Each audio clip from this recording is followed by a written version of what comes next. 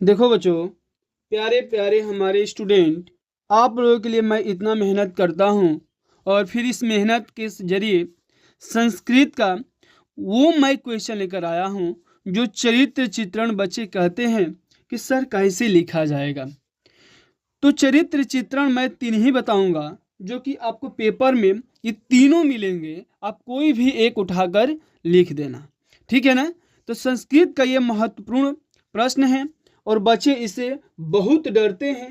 उन लोग की डरने की क्या मैं लाया हूँ, खत्म करने आया हूँ। और डर को कैसे खत्म करेंगे, तो देखिए इस वीडियो को लास्ट तक देखना। 100% है कि आपको रिजल्ट जरूर मिलेगा, ठीक ना। ये मेरा वादा रहा।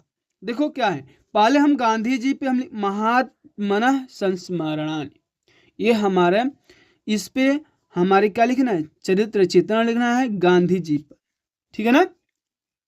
तो गांधी जी का परिचय देंगे, गांधी जी कौन थे, उनका जन्म कहाँ हुआ, कैसे हुआ, किस तारीख को हुआ, उनके माता पिता का क्या नाम है, यही हम परिचय में डालेंगे, ठीक है ना। तो आप उम्मीद है कि रट जाओगे इस प्रश्न को। महात्मा गांधी का पूरा नाम मोहनदास करमचंद गांधी है। ये जो करमचंद गांधी मैं लिखा हूँ इनके पिता का नाम, ये सॉरी मिस्टेक हुआ, मैंने इनका पूरा नाम मोहनदास करमचंद गांधी। तो इनको पूरा आप क्या लिखना, ब्लैक पेन से लिखना। इनका जन्म पोरबंदर, जो मैं हेडिंग लिख रहा हूँ इसको आप ब्लैक पेन से ही लिखना, ठीक है ना।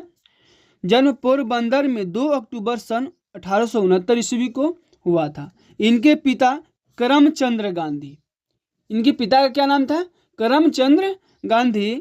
तो इसको भी आप ब्लैक पेन से लिखना, इन्वर्टेड कोमा में लगा देना, ताकि एग्जामिनर यही देखेगा कि इनका जन्म कहाँ हुआ था, किस तारीख को हुआ था। माता का नाम इनकी पुतलीबाई था। क्या था, पुतलीबाई था। ये एक धर्मपरायण स्त्री थी जिनका प्रभाव गांधी जी के चरित्र पर पड़ा, ठीक है ना। गांधी जी के चरित्र की प्रमुख विशेषताएं निम्नवत है। कौन कौन है, जैसे वो सत्यवादी थे। गांधी जी क्या थे, सत्यवादी थे। क्या थे, सत्यवादी थे, सत्य के धर्म पे चलते थे। महात्मा गांधी बचपन से हरिश्चंद्र नाटक देखा, माने हरिश्चंद्र का महात्मा गांधी ने नाटक बहुत देखे थे बचपन से ही। इस नाटक का इन्हें कोमल मन पर प्रभाव पड़ा। माने हरिश्चंद्र क्या थे, सत्यवादी राजा हरिश्चंद्र थे, सत्य के जीत पर रहते थे, सत्य पे स्थान पर आते थे। तो उन्हीं से ये सत्यवादी बन गए। महात्मा गांधी ने सत्य का पाठ पढ़ा, जिसके फल स्वरूप इन्होंने आजीवन सत्य बोलने का दृढ़ संकल्प लिया। यानी महात्मा गांधी ने आजीवन भर सत्य बोलने के लिए इस संकल्पना ले लिए और इस संकल्प का अपना संपूर्ण जीवन पालन किया। विषम परिस्थिति में भी अपने सत्य का अवलंब नहीं छोड़ा, मैंने विकट परिस्थिति में भी वह सत्य ही बोला, अपना सत्य को नहीं छोड़े। नैतिकवादी में हम क्या लिखेंगे, अगला हेडिंग डालकर, गांधी जी बड़े नैतिकवादी थे। अनैतिक कार्यों में उनकी रुचि न थी। उनके गुण का पता इसी बात से चलता है कि जब विद्यालय में आए इंस्पेक्टर ने कक्षा के बच्चों से को केटल शब्द लिखवाए, क्या लिखवाए, केटल शब्द, तो लिखने के लिए कहा, तब इन्होंने केटल शब्द को कॉपी पर गलत लिख दिए। अध्यापक के कहने पर उन्होंने इस शब्द को नकल करके सही नहीं किया। देखो बाबू, अभी भी बच्चे जो हैं किसी के इशारे से कोई क्वेश्चन वो अपने सही किए हुए क्वेश्चन को गलत कर जाते हैं, क्योंकि उन्हें अपने आप पर भरोसा नहीं है। लेकिन गांधी जी ऐसा नहीं थे।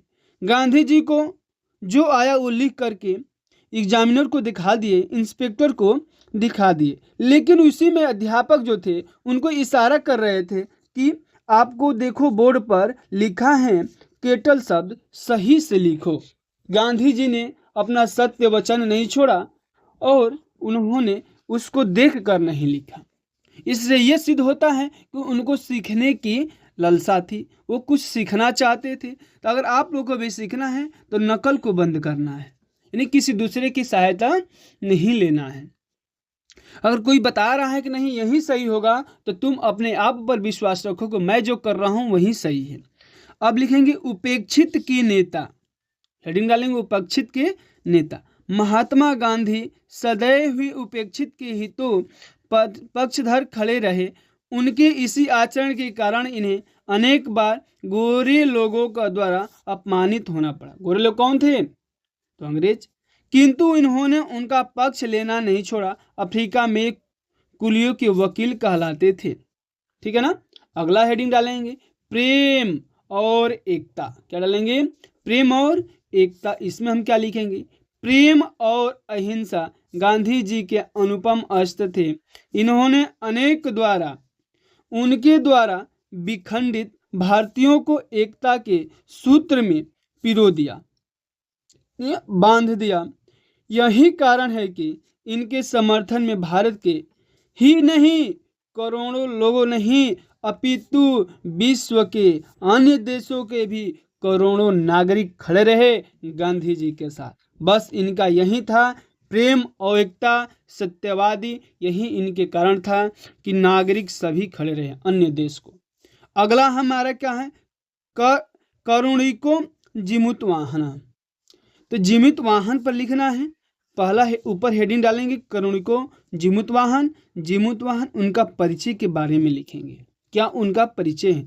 जीमूत वाहन विद्याधर जाति का और गंधर्व राज का जीमूतकेत का पुत्र है। उसकी पत्नी का नाम मलयवती है। वह परोपकारी, दयालु, मातृ पितृ भक्ति और असाधारण व्यक्तित्व का प्राणी है। उसकी चारित्रिक विशेषताएं निम्नलिखित है। उनकी विशेषता क्या है? निम्नलिखित है। क्या क्या विशेषता है उसके बारे में हम जानेंगे। त्यागमय जीवन। पहला हम हेडिंग डालेंगे त्यागमय जीवन। इसमें हम क्या लिखेंगे? त्यागमय जीवन में त्यागमय जीवन मतलब कि जीमूत वाहन का क्या था? जीमूत वाहन का जीवन त्यागमय है। गरुड़ के साथ वेसुकी की यह शर्त थी कि वह गरुड़ के भोजन के लिए प्रतिदिन एक सर्प को भेज दिया करे।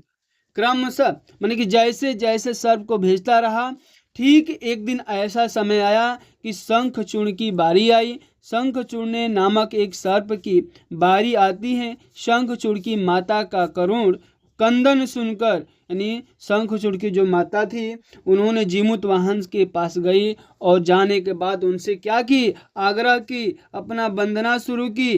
तो सुनकर जीमूत वाहन शंखचूर्ण के प्राणों की रक्षा करने हेतु, माने जीमूत वाहन ने शंखचूर्ण की रक्षा करने के लिए, वध के लिए निश्चित लाल वस्त्रों को पहनकर गरुड़ के पास वध स्थल पर चले गए। गरुड़ के पास चले गए, जो गरुड़ एक प्रतिदिन सर्प को खाता था मारकर। तो इस तरह से हमारे क्या है? शंखचूर्ण की जान बची और गरुड़ के द्वारा रक्त पिए जाते हुए भी तनिक विचलित नहीं होता है। वह उसके महान त्याग का परिचय है। ठीक है ना। इस तरह से हम लिखेंगे।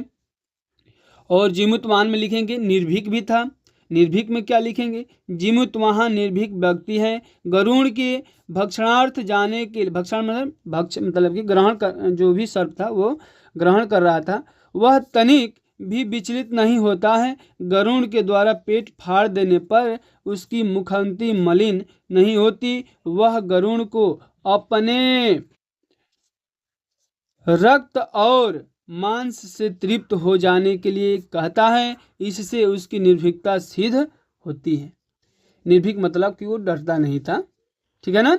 मातृ पितृ भक्ति। जीमूत वाहन अपने माता पिता का भक्त है। वह उन्हें दुखी देखना नहीं चाहता है, इसलिए उनके वध स्थल पर आया। देखकर शंखचूर्ण से अपने शरीर पर चादर डालने के लिए कहता है, क्योंकि वह नहीं चाहता कि वह उसकी विपन्न दशा को देखे। घायल होने पर भी उनकी अभिनंदन करने के लिए उठता है। उसका यह गुण के मातृ पितृ भक्ति होने का परिचायक।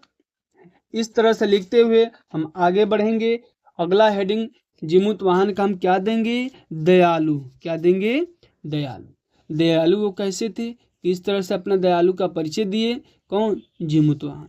जीमूत वाहन स्वभाव का दयालु है। वह किसी के कष्ट को नहीं देख पाता है। शंखचूर्ण की माँ का विलाप सुनकर वह गरुड़ का भोजन बनने के लिए स्वयं वधस्थल पर पहुंच जाता है और उसे आसन मृत्यु से बचा लेता है। ठीक है ना। अब लास्ट हमारा क्या है? तो वयम भारतीय। क्या है? वयम भारतीय। दीपक का परिचय लिखना है। परिचय में क्या लिखेंगे? दीपक एक हिंदू छात्र हैं। गुरु गोविंद सिंह के गुणों से प्रभावित होते हुए भी उसमें जातिवाद की भावना विद्यमान है। उसकी प्रमुख चारित्रिक विशेषताएं निम्नलिखित हैं। इस प्रकार हैं, हम देखते हैं किस प्रकार हैं। ठीक है ना। जातिवाद का पोषण। यद्यपि दीपक सिखों के 10वें गुरु गोविंद सिंह से प्रभावित हैं, तथापि उसके हृदय में गोविंद सिंह के उपदेशों की मानवीय सेवा भावना विद्यमान नहीं। वह हिंदू मुसलमान को पृथक पृथक रख कर देखता है।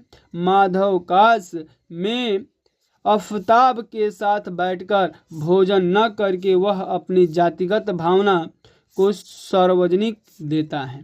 तो ये आफताब पर भी आता है लिखने को, दीपक पर भी आता है, तो मैं दीपक का ही लिखा हूँ। आफताब का उतना नहीं आता है, इसलिए मैं नहीं लिखा हूँ। ठीक है ना। तो आप लोगों को होगा थी में सीरीज वगैरह बुक में, तो आप उसको भी एक बार पढ़ लेना। अगला हेडिंग डालेंगे परिवर्तित विचारधारा वाला।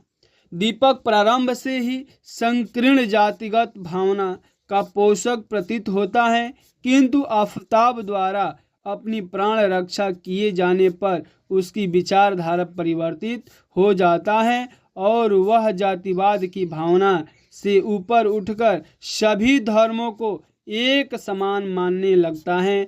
कभी वह आफताब के साथ बैठकर भोजन नहीं करना चाहता, किंतु कालांतर में वह उसकी आलिंगन करता है।